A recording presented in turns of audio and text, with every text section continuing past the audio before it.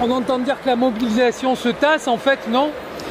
C'est les médias qui disent que la mobilisation se tasse. Nous, on est là depuis 14 semaines dans la rue, on est déterminés. Ce blocage d'aujourd'hui, même si on sait que la répression est de plus en plus forte, on montre qu'on est toujours présent. On a beau nous coller toutes les étiquettes, antisémites, extrême droite, extrême gauche. Nous, on est juste des personnes très déterminées et tout ce qu'on fait, c'est du bénévolat. Moi, j'ai 2 enfants à la maison, je bosse à temps plein et j'arrive à trouver du temps en pleine nuit pour venir faire des blocages et pour montrer qu'on est encore là. On sait pourquoi on se bat, on a des revendications et à cause de toutes ces futilités qu'on fait passer, on n'est pas antisémite, on n'est pas antisémite, on a des amis juifs, on a des gilets jaunes qui sont juifs, pourquoi l'être, rien à voir avec le mouvement, mais avec tout ce qu'on dit sur notre dos toute la journée, ça fait passer au second plan les vraies revendications. On est là pour se battre contre un système qui fait passer le profit avant l'humain et là on dit non, on dit stop.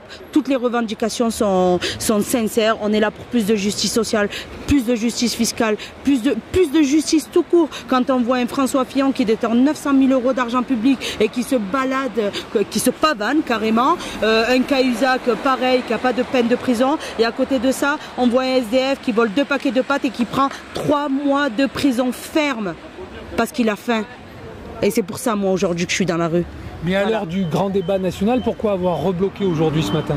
Le débat national, ils le font entre eux, les gens sont sélectionnés, personne ne nous écoute. De toute façon, on n'a même pas besoin de faire un débat national. Nos revendications, elles sont écrites noir sur blanc. Le gouvernement les connaît. Alors pourquoi faire un débat sur des revendications qui sont déjà écrites? Ils ne nous écoutent même pas. On demande de lutter contre la fraude fiscale.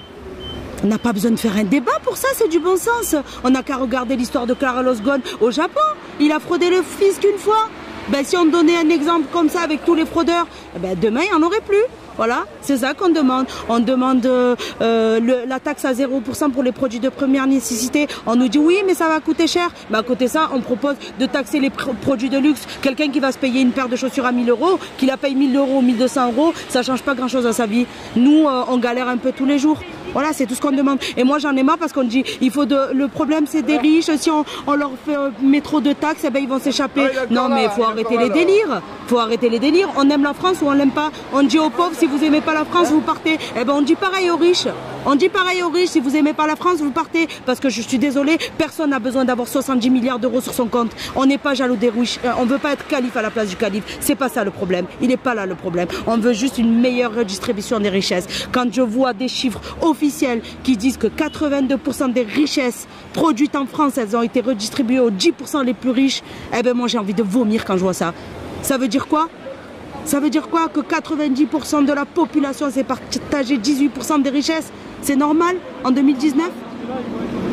On a un gouvernement qui est à la botte des multinationales, les plus gros pollueurs du monde. On leur défile le tapis rouge toute la journée et nous, on vient nous taxer sur la taxe carbone. Moi, je suis écolo, ça fait 12 ans que je fais le tri. Ça fait plus de 2 ans que j'ai pas mis les pieds dans une grande surface. Bien sûr, je suis pour l'écologie. Si demain, on me fait une taxe carbone et qu'on me dit, à côté de ça, les transports en commun sont gratuits, mais je suis la première à la payer fièrement, cette taxe carbone. Mais cette taxe carbone, elle allait servir à quoi?